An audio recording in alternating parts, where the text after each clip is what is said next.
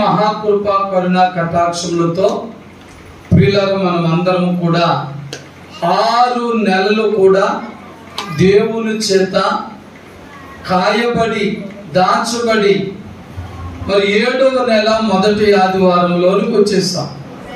అప్పుడే జూలై నెల 6వ తారీఖు వచ్చేసాం. దినములు చాలా త్వరగా సాగిపోతున్నాయి. మనమే భక్తిలో సాగలేకపోతున్నాం. ప్రియులారా, కాలము పరుగులు పెడుతుంది, మనము భక్తి కొరకు పరుగులు పెట్టలేకపోతున్నాం. కానీ మరి దినములో కడవరి దినాల్లో అంచె దినాల్లో ఉన్నాము కనుక ఎవరి భక్తి వారినే కాపాడుతారు. దేవుని స్తోత్రం. మరి మన సబ్జెక్టు కాదు కానీ పరిశుద్ధ గ్రంథములో యోబు గారికి శోధనలు కలిగినప్పుడు స్నేహితులు వచ్చి అంటారు, నీ భక్తి నిన్ను రక్షించలేదు. దేవుని స్తోత్రం.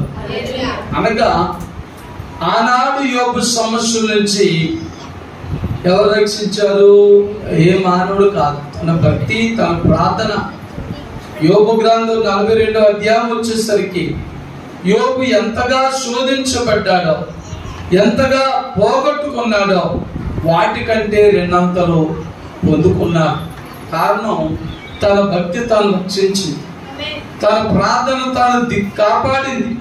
అలాగే కడవరి దినాల్లో నాకైనా నీకైనా ఎవరికైనా ఎన్ని శోధన వ్యాధులు వచ్చినా మన భక్తి మనల్ని కాపాడతాయి.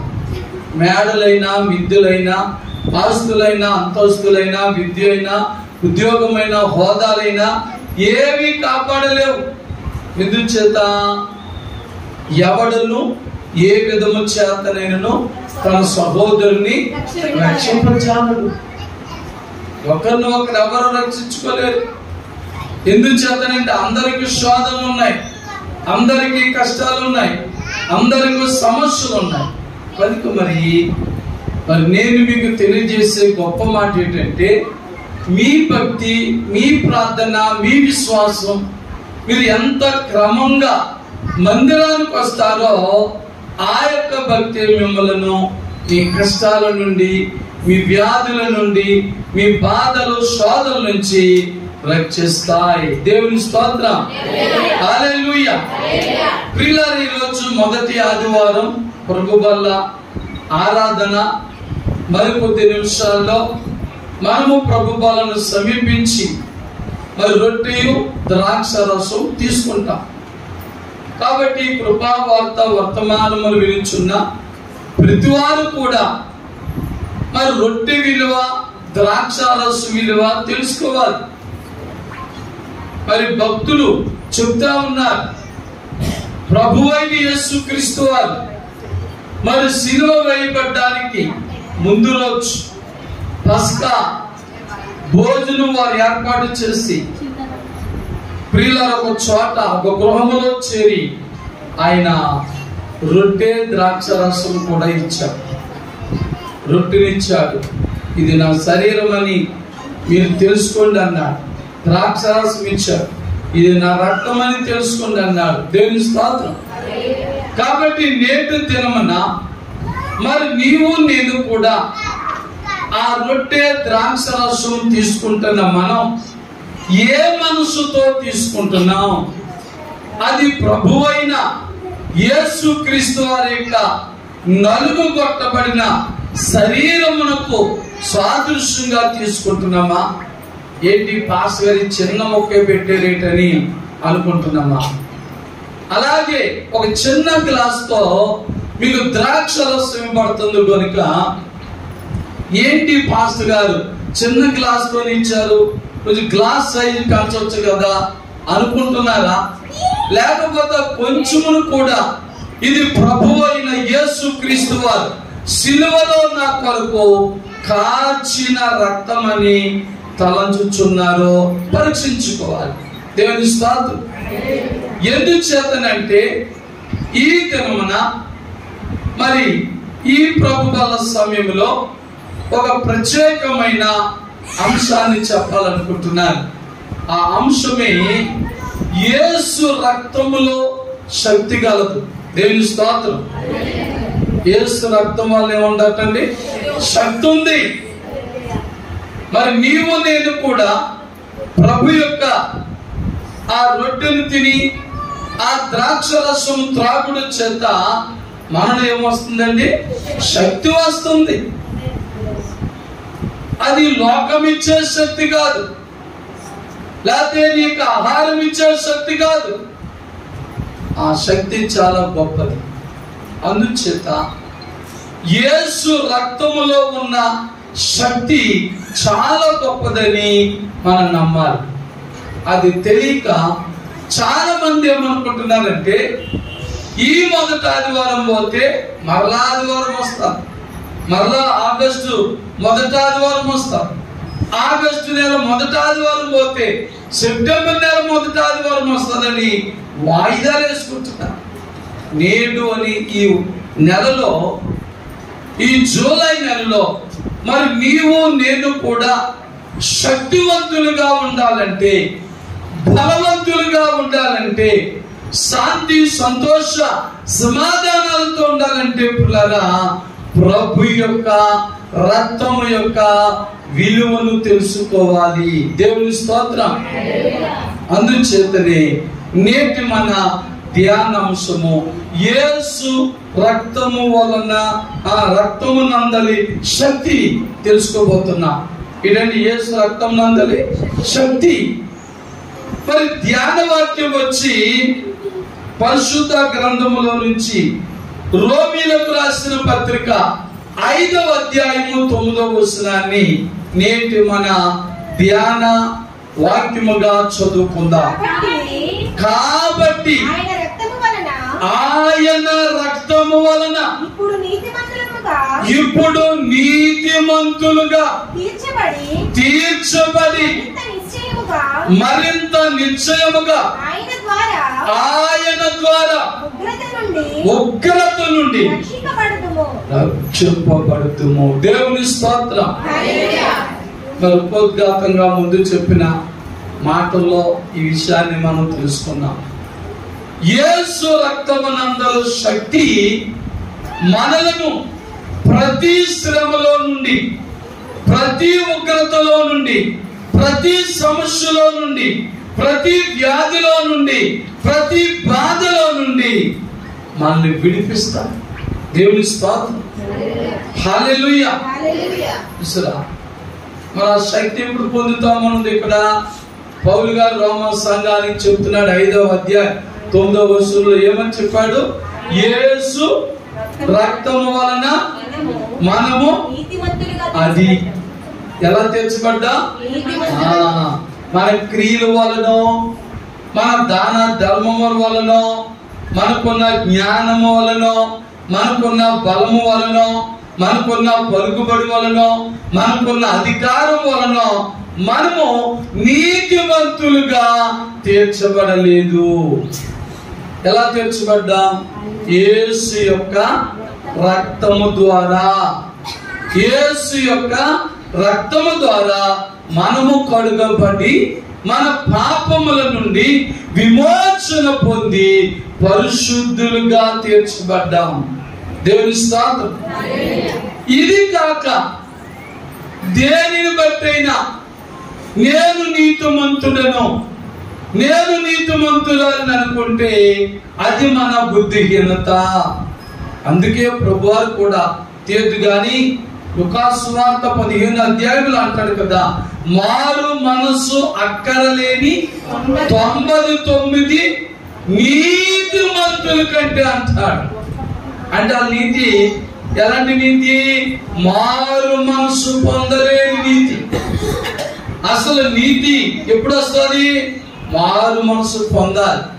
అపోస్తలుల కార్యాలు 2వ అధ్యాయం 38వ వచనం ఉంటారు.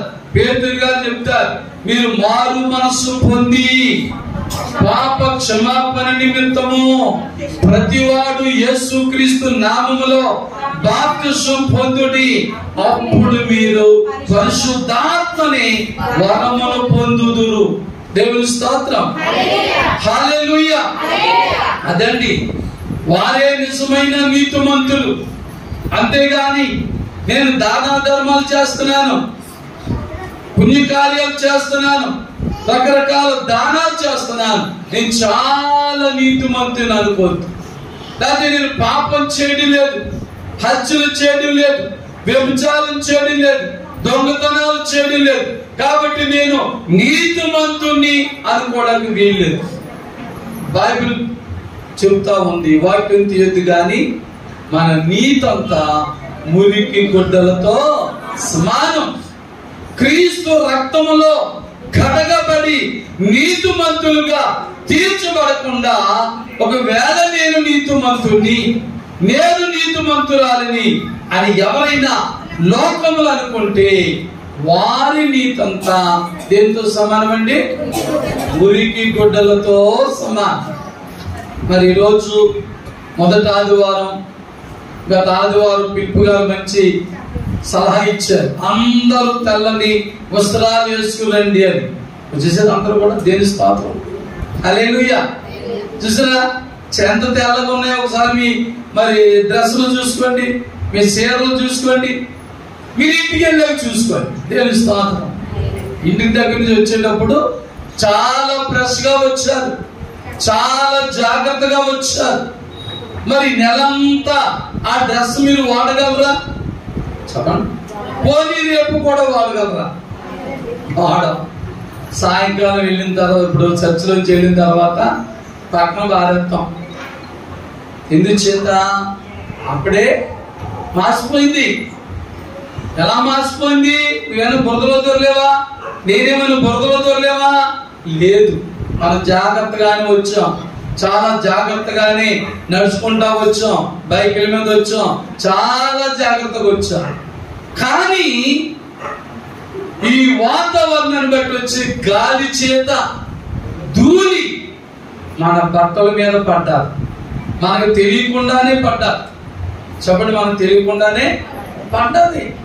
ఇంటికి వెళ్ళి చూసేసరికి మరకలు కనపడతాయి, డాగులు కనపడతాయి, చెమట గొప్ప కనపడతారు.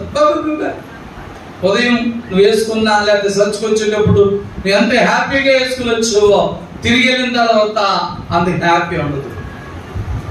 అలాగే మన ఆత్మీయ జీవితం కూడా మనం ఎంత నీతిగా, నిజాయితీగా, యథార్థముగా, భయభక్తులు కలిగి ఉండినా మరి సాతానుగాడు ఏదో ఒక బురద మన మీద జరుగుతూ ఉంటాడు. చెప్పండి, ఏదో బురద జరుగుతుంటాడు. అందుకే యేసుప్రభువు ఒక ఉపమానం కూడా చెప్పాడు బైబిల్లో. ఏంటి ఉపమానం అంటే, ఒక రైతు గోధుమల పంట వేసుకుంటే రహస్యముగా వచ్చి శత్రువు ఏం పెట్టాడంట? గురుగులు చల్లేసి వెళ్ళిపోయాడు, గురుగులు నాటేసి వెళ్ళిపోయాడు. చూసారా, మంచి పంట వేసుకున్నాడు, కోతకాలం వచ్చేసరికి ఆ పంటలో ఏం కనపడుతున్నాయి? గోధుమలతో పాటు గురుగులు కనపడుతున్నాయి. నీవు నేను ఎంత నీతిమంతులుగా, యథార్థవంతులుగా, ప్రార్థన పరులుగా, దైవభక్తి గలవారిగా, ఎంత తెల్లని వస్త్రములు ధరించి చూసే వారికి చాలా గొప్ప నీతిమంతులుగా కనబడిన సాతాను కుయుక్తి గలవాడు కనుక ఏదో ఒక బురద మన మీద జల్లుతాడు, మళ్ళా మనం మలినమైపోతుంటాం. అందుకే సుంకరి దేవుని సన్నిధికి వచ్చి ఏమని ప్రార్థించాడు? పాపినైన నన్ను కరుణించు ప్రభువా. చాలా నీతిమంతుడు సుంకరి, చాలా భక్తి గలవాడు, చాలా ప్రార్థన పరుడు, మరి వాక్యానుసరముగా జీవించిన వాడే. ఎందుచేతంటే మరి వాక్యం ద్వారా చూస్తే మన చూపుల్లో పాపం ఉంటుందంట, మన నడకలో పాపం ఉంటుందంట, మన ఆలోచనలో పాపం ఉంటుందంట, మన తినుటిలో, త్రాగుటిలో, పరుండుటిలో, ప్రతి విషయంలో కూడా పాపం పాపం పాపం. అలాంటి వాటన్నిటినీ కూడా ఎక్కడ కలుపుకోవాలంటే మనము యేసు రక్తములో. దేవుని స్తోత్రం. అలాంటి మచ్చలు, డాగులన్నీ కూడా యేసు రక్తములో కలుపుకుంటే ఆ యేసు రక్తము నీకు శక్తినిస్తాది. దేవుని స్తోత్రం. బలాన్నిస్తాది, ఆరోగ్యమునిస్తాది, శాంతి సమాధానాన్నిస్తాది. దేవుని స్తోత్రం. కనుక మరి పిల్లరా, ఇలాంటి కార్యములన్నీ మన జీవితంలో జరుగునట్లుగా రక్షించబడాలి. ప్రతి వ్యక్తి కూడా, మందిరానికి వస్తున్న ప్రతి వారు కూడా రక్షించబడి మారు మనసు పొంది బాప్తిస్మం పొంది దేవుని యొక్క పరిశుద్ధాత్మను వరముగా పొందాలి. దేవుని స్తోత్రం. నిర్లక్ష్యం చేయొద్దు, బాప్తిస్మం నిర్లక్ష్యం చేయొద్దు పిల్లరా. రేపు ఎల్లుండు అని వాయిదాలు వేయొద్దు. దేవుడు మనకి ఇచ్చిన ఆ సమయం అనుకున్నప్పుడే మనము రక్షించబడిన మనము బాప్తిస్మం పొందడానికి కూడా వెనకాడకూడదు. దేవుని స్తోత్రం. మరి ఇక్కడ ఇంకా బాప్తిస్మం పొందని వారు అందరూ కూడా వారు రక్షించబడిన వారు. ఎలాగా రక్షణ అంటే ఏం చెప్తుంది బైబిల్? యేసు ప్రభు అని నీ హృదయమునందు విశ్వాసం ఉంచి నీ నోటితో ఒప్పుకుంటే రక్షించబడతావు. దేవుని స్తోత్రం. మరి ఆ రక్షణతోనే ఉండిపోకూడదు. ఇంకా నీవు మారు మనసు పొంది బాప్తిస్మం పొంది పాప క్షమాపణ పొంది పరిశుద్ధాత్మని వరాన్ని కూడా పొందాలి. అప్పుడే పరిపూర్ణమైన విశ్వాసిగా, పరిపూర్ణమైన క్రైస్తవుడుగా ఉంటారు. కాబట్టి మరి పిల్లరా, మరి యేసు రక్తములో కడగబడి నీతిమంతులుగా తీర్చబడిన మన జీవితము అద్భుతమైన జీవితం, ఆశ్చర్యకరమైన జీవితం. అందుచేత మరి యేసు యొక్క రక్తం మనలను మొదటి మాటగా ఏంటంటే మనల్ని పాప క్షమాపణ కలుగు చేస్తుంది. మొదట యోహాను పత్రిక 1వ అధ్యాయం 9వ వచనం చదువుదాం. మొదటి యోహాను పత్రిక.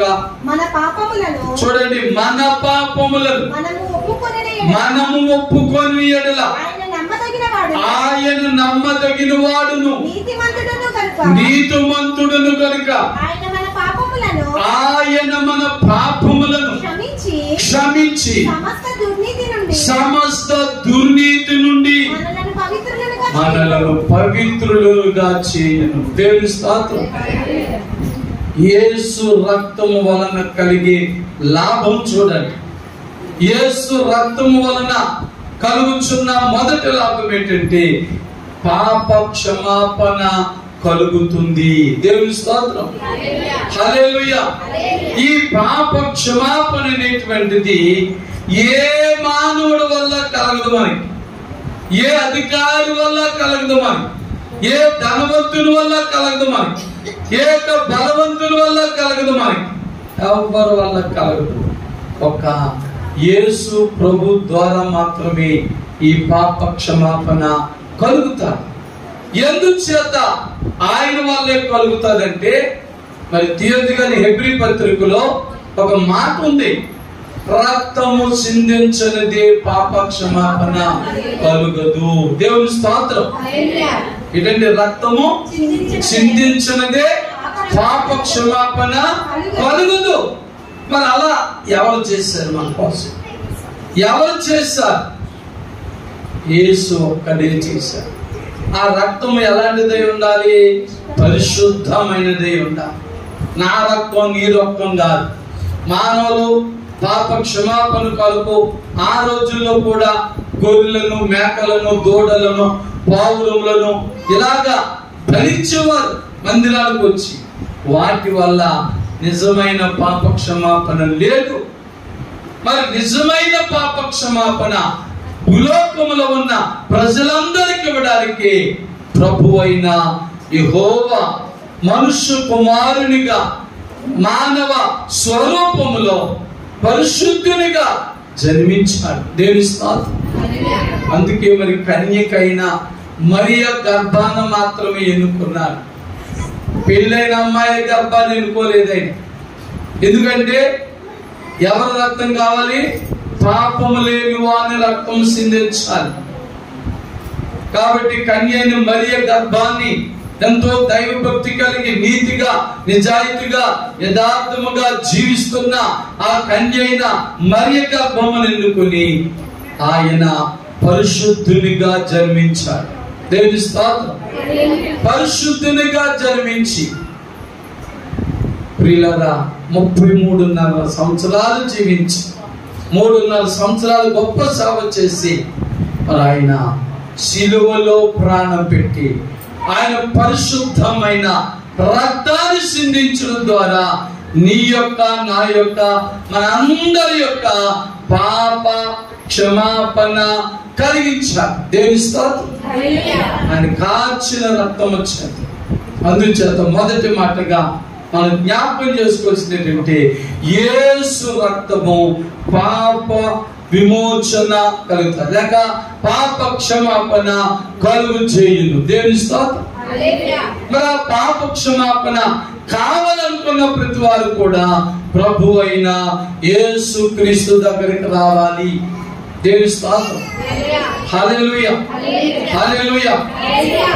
సరే, మరి ఇందాక నేను ఒక థంబ్నెయిల్ చూశాను, మరి వీడియో పూర్తి సవ్వలేదు, కానీ ఆ నోటిఫికేషన్లో చూసింది ఏంటంటే క్వైటాలో మరి అక్కడ అందరూ కూడా మీకు తెలుసు యేసుపురం నంబర్, మరి వాళ్ళందరూ కోటీశ్వరులు.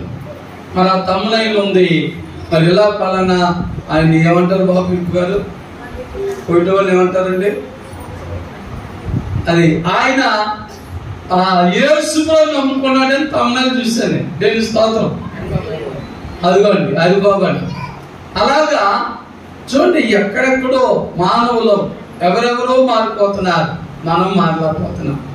కనుక దేవుని బిడ్డలారా, యేసు రక్తము మన పాపముల నుండి మనలను క్షమిస్తుంది. బాప్తిస్మం పొంది నీవు నిజంగా ఆ అపోస్తలుల కార్యం 2వ అధ్యాయం 38వ వచనం ప్రకారంగా నువ్వు చేసినట్లయితే నువ్వు నిజంగా ధన్యురాలివే. దేవుని స్తోత్రం. నువ్వు ధన్యుడివే. మరి పాప క్షమాపణ ఎప్పుడు కలుగుతుంది అనుకుంది? మొదటి మెట్టేటి మారు మనసు పొందాలి. నీ మనసును మార్చుకోవాలి, నీ ఆలోచన మార్చుకోవాలి, నీ తలపులు మార్చుకోవాలి. క్రీస్తు దగ్గరికి రానక ముందు నీ జీవితం ఎలాగైతుందో ఆ జీవితం అంతా మార్చేసుకోవాలి. అదే మారు మనసు అంటే. అదేదో పెద్ద విద్య కాదు.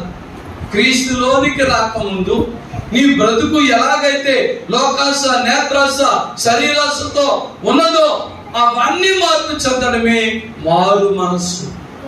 మారు మనసు పొందాలి. ఏం చేయాలి? పాప క్షమాపణ పొందాలి.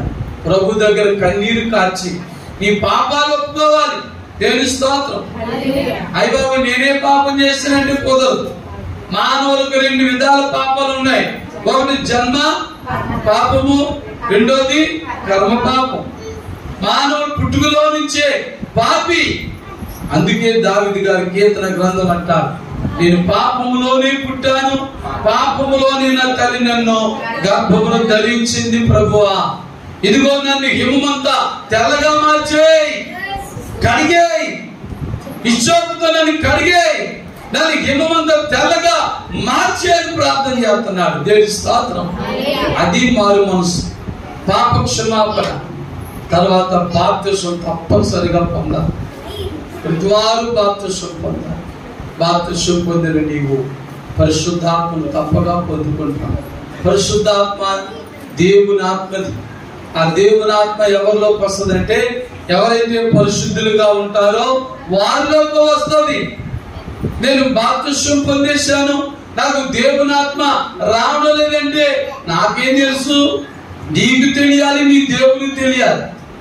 నీ జీవితం ఎలాగుందో, నీ బ్రతుకు ఎలాగుందో దేవుడికి తెలుసు. పాస్ గారు తేలదు, పక్కన ఉన్న సంఘంలో తేలదు. దేవుని స్తోత్రం. అందుచేత ఇలాంటి డౌట్ ఏదైనా వస్తే ఎవరిని అడగాలి? ప్రభుని అడగాలి. ఒక యవనస్తుడు అడిగాడు కదా, ఒక యవనస్తుడు ఏమడిగాడు ప్రభు దగ్గరికి వచ్చి, ప్రభా నేను పరలోక రాజ్యానికి వెళ్ళాలంటే నేను ఏం చేయాలని అడిగాడు. ఏం చేయాలన్నట్టు అన్ని తెలిసి చూసినా అందరిలో గొప్ప అనిపించుకోవాలనుకున్నాడు. ప్రభు అంటున్నాడు, మరి ఇదిగో 10 ఆజ్ఞలు పాటించాలన్నాడు, దైవ గ్రంథం చదవాలంటున్నాడు. ఇవన్నీ చెబుతుంటే ఆ యవనస్తుడు అంటాడు కదా, ఇవన్నీ నేను చిన్ననాటి నుండి చేస్తున్నాను. గర్వపడుతున్నాడు. అంటే వాక్యం వచ్చింది, పాటలు వచ్చాయి, మరి ప్రార్థన చేయడం వచ్చి అన్నీ వచ్చేసాయి కాబట్టి నేను ఏ లోపం లేని వాడిని అనుకుంటున్నాడు. ప్రభు ఏమన్నాడు? నీకు ఇంకా ఒకటి కొద్దుగా ఉందన్నాడు. కొద్దువా ఈయననుకున్నాడు ఇంకేం కొద్దు ఉంది. ఒకసారి వెనక్కి తిరగాల్సింది. అన్ని వాక్యానుసారంగానే ఉన్నాయి. ప్రభు అంటున్నారు, ఇంకేం పొందవద్దు ప్రభు అంటే నీ ఆస్తి నమ్మేసి పేదలకి ఇచ్చి నన్ను వెంబడించంటే వెంటనే తన మొక్కలు ఏమైపోయిందంట, చిన్న పుచ్చిపోయింది, ఒక మారిపోయింది. చూసారా? అంటే అతను ఇంకా దేవుని కంటే ఎక్కువగా దేవుని ప్రేమిస్తున్నాడు, ధనాన్ని ప్రేమిస్తున్నాడు. అదేలాగా పరిపూర్ణమైన భక్తి అవుతుంది. బైబిల్లో కీర్తనకాడు అంటాడు, నా తొలి ప్రేమ నీదే ప్రభు అంటాడు. దేవుని స్తోత్రం. నీ హృదయంలో నా హృదయంలో ఆ తొలి ప్రేమ దేవునికి ఇవ్వాలి మనం.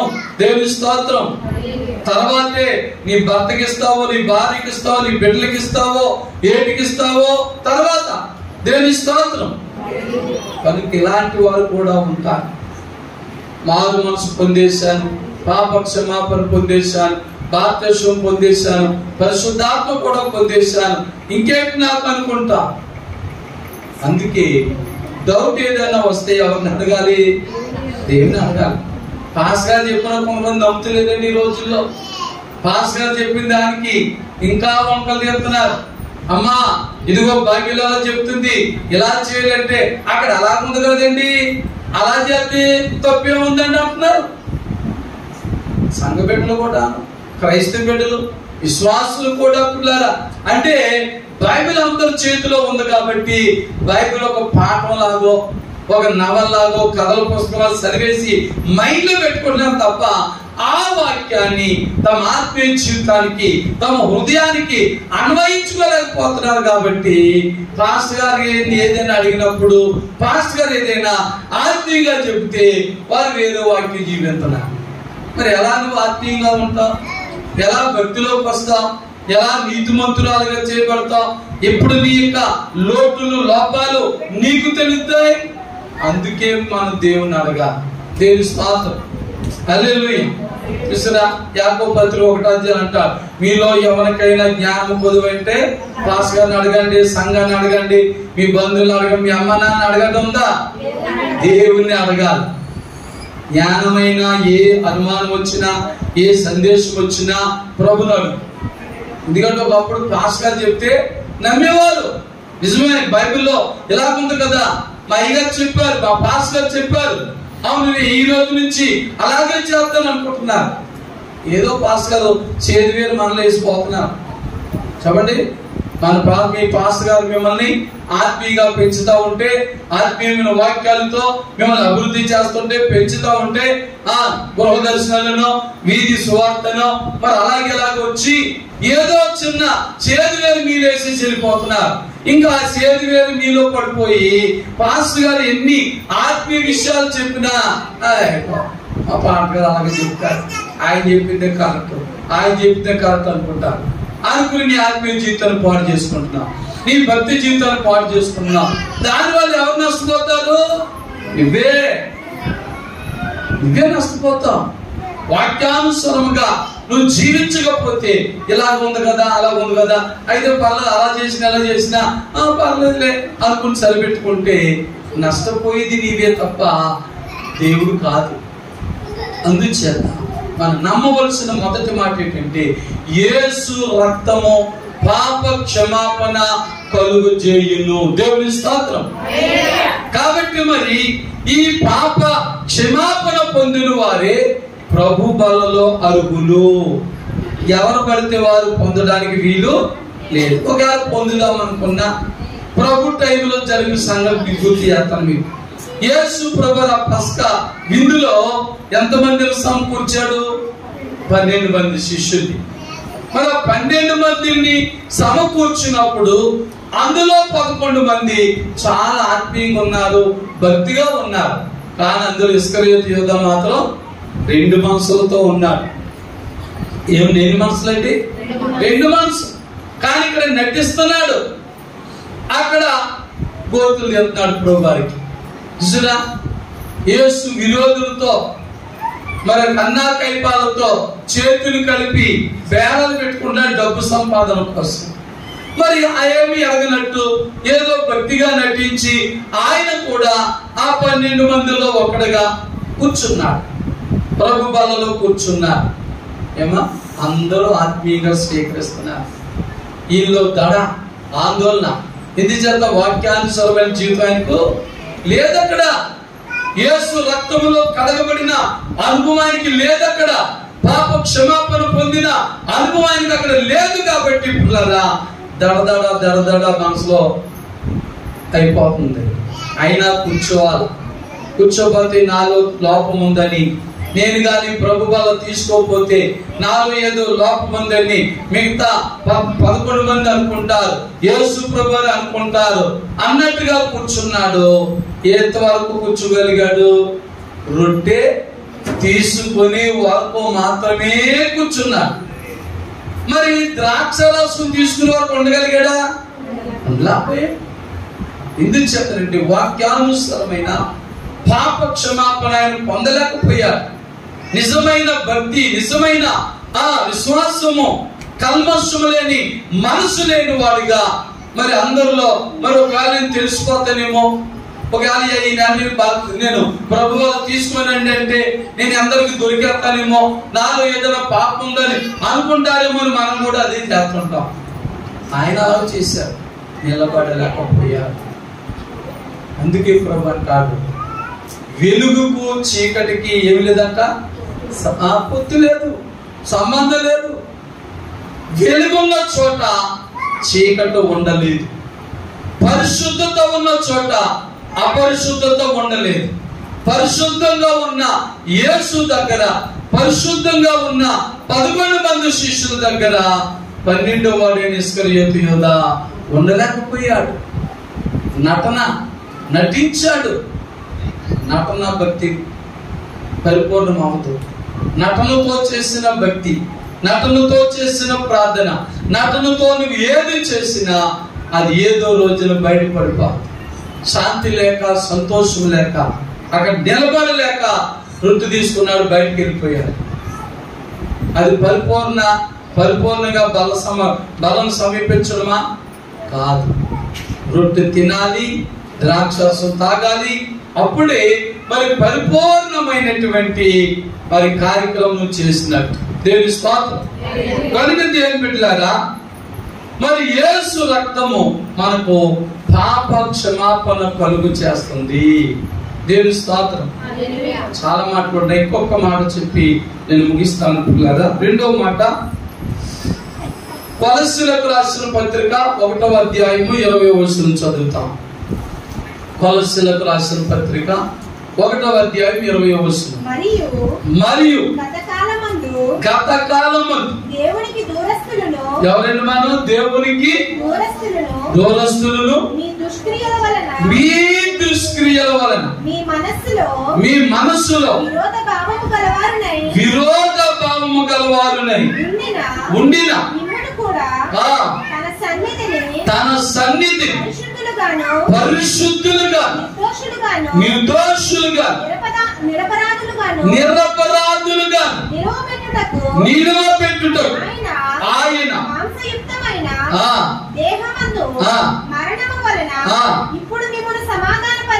ఆమేన్. దేవుని స్తోత్రం. ఇప్పుడు మిమ్ములను సమాధానపరిచెను. 2వ మాట చెప్పి ముగిస్తాను. 2వ మాట ఏంటంటే, యేసు రక్తం వల్ల కలిగే గొప్ప శక్తి. 2వది, దేవునితో సమాధాన పరుస్తారు. దేవుని స్తోత్రం. ఎంత భక్తి చేసిన తర్వాత దేవునితో సమాధానం లేకపోతే ఏ మేలు పొందగలం, ఏ ఆశీర్వాదం పొందగలం? ఆలోచించు. మనం భక్తి చేస్తున్నామంటే దేవునితో సమాధానంగా ఉండాలి, దేవునితో సమాధానం పొందాలి. మనం ఎవరో చదివింది, బిడ్డ చదివింది దూరస్తులు మాట. మునుపు ఎవరో మనం దేవునికి దూరస్తులు చదువు. ఇంకా దూరస్తులు, దుష్క్రియలు చేసేవారు. మన మనసులన్నీ ఎలా ఉన్నాయి? విరోధ భావములతో ఉన్నాయి. తమ సన్నిధిని అది ఇలాంటి లోకంతో కూడిన జీవితము జీవిస్తున్నా మరి నిన్ను నన్ను కూడా ఆయన సన్నిధిలో ఎలా చేయాలనుకున్నాడు? ఆయన పరిశుద్ధులుగా చేయాలనుకున్నాడు. నిర్దోషులుగా చేయాలనుకున్నాడు. ఆయనతో సమాధానము లేని నిన్ను నన్ను కూడా ఆయనతో సమాధానము గలవారుగా చేయాలనుకున్నాడు. దేవుని స్తోత్రం. ఎంత గొప్ప దేవుడండి! ఆయన కార్చిన విలువైన అమూల్యమైన రక్తము ఎంత విలువైనదో చూడండి. ఆయన కార్చిన రక్తము ద్వారా దేవునితో మనకు సమాధాన సంబంధం ఏర్పడ్డది. దేవుని స్తోత్రం. నీవు నేను ఎప్పుడైతే దేవునితో సమాధానం ఉంటామో, భార్య భర్తలతో, బంధుమిత్రులతో, అన్నదమ్ములతో, సంఘముతో, తోటి వారందరితో కూడా మనము సమాధానంగా ఉండగలం. దేవుని స్తోత్రం. హల్లెలూయా. మరి దేవునితోనే మనం సమాధానముగా ఉండలేని పరిస్థితి, ఉండలేని జీవితం మనలో ఉంటే ఇక ఇతరులతో, భార్య భర్తల మధ్య సమాధానం ఎలా ఉంటుంది? తల్లి బిడ్డల మధ్య, అత్తకోడల మధ్య, తండ్రి కొడుకుల మధ్య, బంధుమిత్రుల మధ్య, స్నేహితుల మధ్య, అధికారుల మధ్య, లేక ఒకే సంఘములో మరి తోటి విశ్వాసులతో ఎలాగ మనకు సమాధానం అంటారు? జ్ఞాపకం చేసుకోండి. కనుక మరి మనము మార్పు చెంది దేవునితో సమాధానం పడినట్లుగా యేసు రక్తము మనకు శక్తినిస్తుంది. దేవుని స్తోత్రం. కనుక మరి ఈ రెండు అనుభవాలు మీలో ఉన్నాయని నేను అనుకుంటున్నాను. దేవుని స్తోత్రం. ఏమిటి? మొదట ఏంటి? పాప క్షమాపణ. యేసు రక్తం ఏం కలుగు చేస్తుందండి? పాప క్షమాపణ కలుగు చేస్తుంది. కాబట్టి ఇక్కడ ఉన్న ప్రతి వారు కూడా క్రీస్తు ద్వారా మరి పాప క్షమాపణ పొంది ఉన్నారా? లేక ఏదో ఆచార ప్రకారంగా, అలవాటు ప్రకారంగా అందరితో వస్తున్నామండి, అందరితో పాటు ప్రోగ్రాలు తీసుకుంటున్నాం, అందరితో పాటు వెళ్ళిపోతున్నాం అనుకుంటున్నారా? ఆలోచన చేయండి. ఒకవేళ అలాంటి అనుభవం లేకపోతే తప్పు లేదు. ఈ 2025 సంవత్సరంలో 6 నెలలు గతించి 7వ నెల మొదటి ఆదివారములో దేవుడి వాక్యము ద్వారా నీతో మాట్లాడుచున్నాడు కనుక ఇప్పుడైనా క్రీస్తు రక్తములో కడగబడినట్లుగా మరలా నీవు మారు మనసు పొందాలి. మరలా బాప్తిసం పొందేసావు కదా?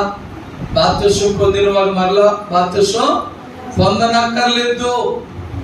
చూసారండి, మనం ప్రకటన చెప్తుంది, నీవు ఏ స్థితిలో పడితేవో ఆ స్థితిని జ్ఞాపకం చేసుకుని ఏం చేయాలంట? మారు మనసు పొందాలి. ఏం చేయాలంటే ఆ స్థితిని జ్ఞాపకం చేసుకుని మారు మనసు పొందాలి. పొంది అక్కడ తర్వాత ఆ మొదటి క్రియలు. ఏ మొదటి క్రియలు?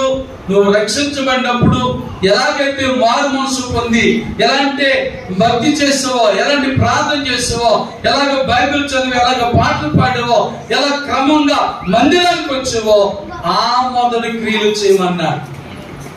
అంతేగాని నేను పడిపోయినండి, నేను మరలా బాప్తిసం పొందాలంటే తప్పది. బైబిల్ చెప్తుంది యేసు ఒక్కడే, బాప్తిసం ఒక్కటే. దేవుని స్తోత్రం. యేసు ఒక్కడే, బాప్తిసం ఒక్కడే. ఒకవేళ నీవైనా నేనైనా పడిపోతే దావీదు గారి వలె మరలా ప్రార్థన చేసుకుని పడిన స్థితిలోంచి లేవాలి తప్ప నువ్వు పడిపోయినప్పుడల్లా బాప్తిసం పొందితే ఆ బాప్తిసానికి విలువే మాత్రం లేదు, ఉండదు కూడా. దేవుని స్తోత్రం. కనుక మరి తప్పేమి లేదు. అయ్యా మరి నేను ఇప్పుడో పొందాను, మరి ఇదిగో మరి పాప క్షమాపణ, మరి ఇదిగో మరి పొందాను అనుకున్నాను, మారు మనసు పొందాను అనుకున్నాను. ఈరోజు ఈ వాక్యం ద్వారా నాలో ఇంకా మరి సరైన మారు మనసు లేదని నేను గ్రహించానని మార్పు చెందితే చాలా సంతోషం. దేవుని స్తోత్రం. మార్పు చెందాలి. మరలా మార్పు చెంది నీ ఆత్మీయ జీవితంలో ఆ మొదటి క్రియలు చేస్తే మరలా దేవుడిని పాపములన్నీ క్షమిస్తాడు. దేవుని స్తోత్రం. హల్లెలూయా.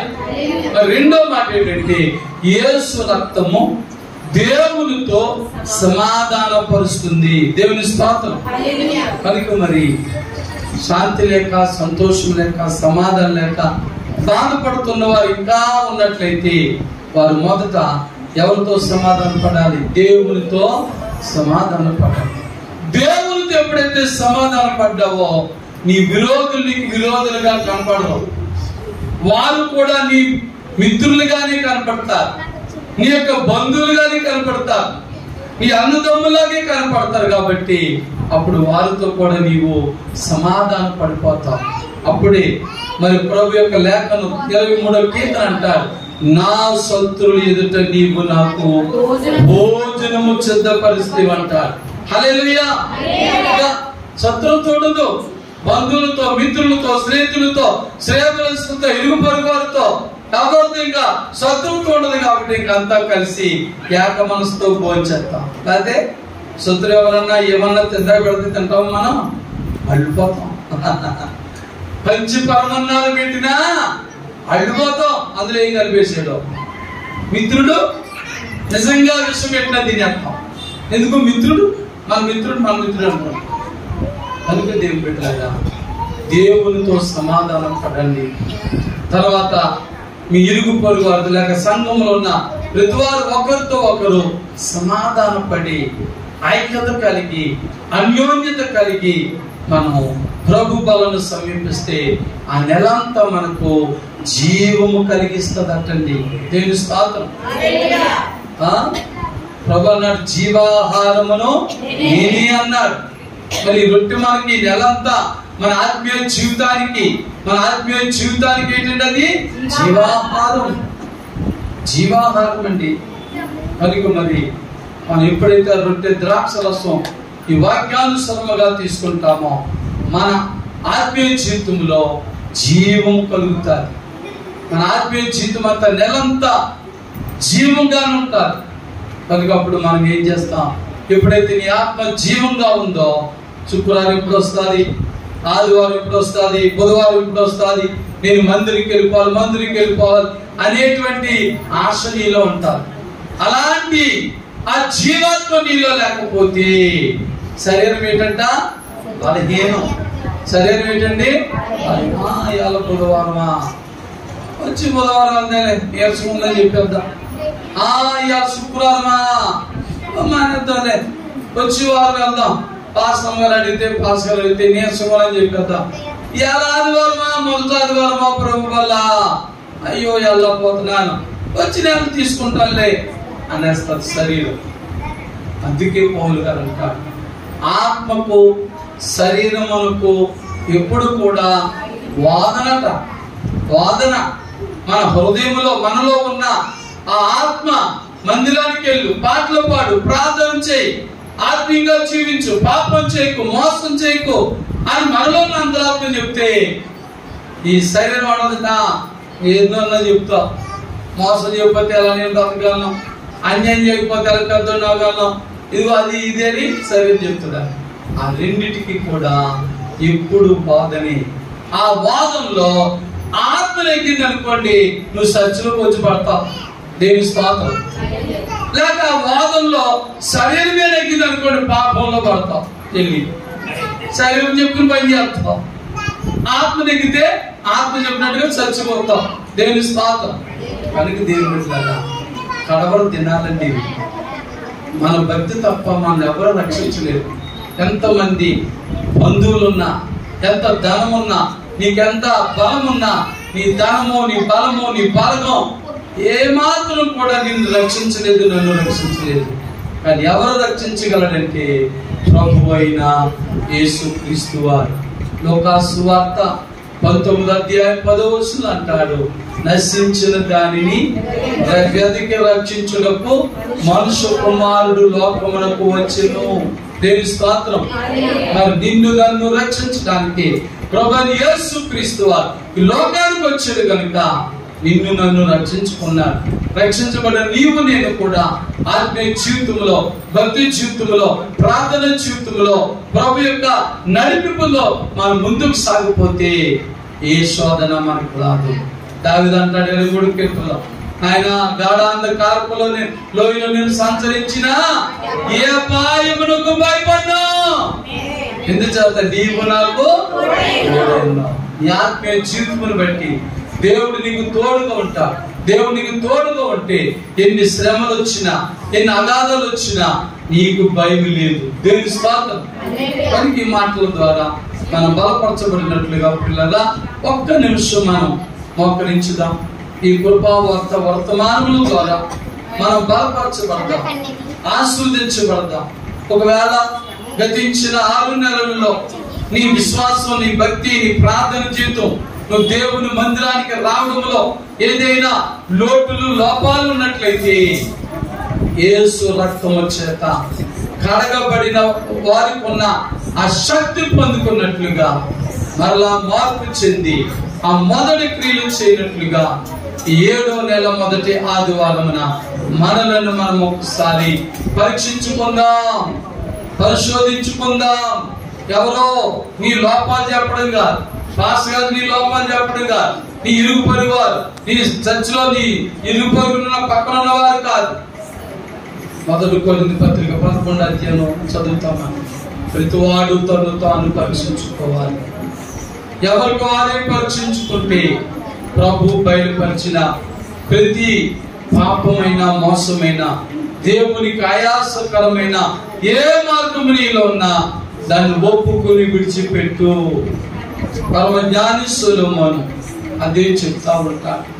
అతిక్రమమును దాచిపెట్టువాడు వర్ధిల్లడు గాని దానిని ఒప్పుకొని విడిచిపెట్టువాడు కనికరము పొందును. ఈ దినమున నీవు దేవుని కనికరం పొంది వెళ్ళాలి. నీలో దేవునికి ఆయాసకరమైన క్రియలు, మార్గములు ఏమైనా ఉంటే ఇప్పుడే ప్రభుత్వ ఒప్పుకొని మరలా బయటికి వెళ్ళి చేయొద్దు. అందుకే అక్కడ చక్కని మాట ఉంది, ఒప్పుకొని విడిచిపెట్టువాడు ధన్యుడు. ఒప్పుకున్న ప్రతి పాపాన్ని కూడా మనం విడిచిపెట్టాలి. మరి విడిచిపెట్టిన దాన్ని మరలా చేస్తే యాకోబు పత్రికలు అంటాడు కదా, కుక్క తన వాంతులకు మరలా మరలున్నట్లే అంటాడు. కుక్క స్వభావం పుల్లుగా తింటాది, తట్టుకోలేక కక్కేసుకుంటాది. పోని కక్కేసుకున్నాను పోదట, మరలా ఆ కక్కేసుకున్న దాన్ని మరలా తింటాదట. ఎంత ఘోరం, భయంకరం. క్రైస్తవ బిడ్డలుగా మనం విడిచిపెట్టిన పాపం, మోసం, అన్యాయం, అక్రములన్నీ కూడా మనం విడిచిపెట్టాం. దేవుడు కనికరించాడు. మరలా వాడు జోలికి వెళ్తే మనది కుక్క స్వభావం అని బైబిల్ చెబుతుంది. నేను నా మాట కాదు సుమా, పాస్టర్ గారు మీరు మమ్మల్ని కుక్కలు అన్నారేంటని బాధపడద్దు. వాక్యంలో ఉన్న మాట చెప్పాలి. కుక్క స్వభావం మనలో ఉండకూడదు. మనము దినదినము ఆత్మీయ స్థితిలోకి దేవుని వాక్యాన్ని భుజించాలి, దేవుని వాక్యాన్ని పానము చేయాలి, దేవుని వాక్యముతో నడవాలి, దేవుని వాక్యముతోనే మన ఆత్మీయ జీవితం గడపాలి. దేవుని బిడ్డలారా ప్రార్థన చేసుకుందాం. ప్రేమమయుడా యేసయ్య, మారు మనసు పొందిన మేము కూడా యాకోబు భక్తుడు చెప్పినట్లుగా కుక్క తన వాంతుకు తిరిగినట్లుగా నేను గాని మా సంఘ బిడ్డలు గాని మరలా లోకాస, నేత్రాస, శరీరాశుల వైపు తిరగకుండా మమ్మల్ని కాపాడునైనా. దినాలు చాలా సమీపంగా ఉన్నాయి, చాలా భయంకరంగా ఉన్నాయి. ఈ భయంకరమైన దినాల్లో మేము కూడా ప్రార్థన జీవితము, భక్తి జీవితం, ఆత్మీయ జీవితము కలిగి నీ రక్తం వల్ల కలిగిన శక్తిని పొందుకుని పాప క్షమాపణ పొందుకున్నాం. మేము నాయనా నీతో సమాధానం కలిగిన మేము మా జీవితం అంతా నీతో సమాధానం ఉన్నట్లుగా సహాయం చేయమని యేసుక్రీస్తు పరిశుద్ధ నామములో ప్రార్థించి వేడుకొంచున్నాం తండ్రి, ఆమేన్. దేవుని స్తోత్రం, హల్లెలూయా. మరింత వరకు కూడా కృపావార్త వర్తమానం విన్నా మరి దేవుని బిడ్డలందరికీ ప్రభు పేరట నా వందనాలు తెలియజేస్తున్నానండి. God bless you, God bless you all, amen.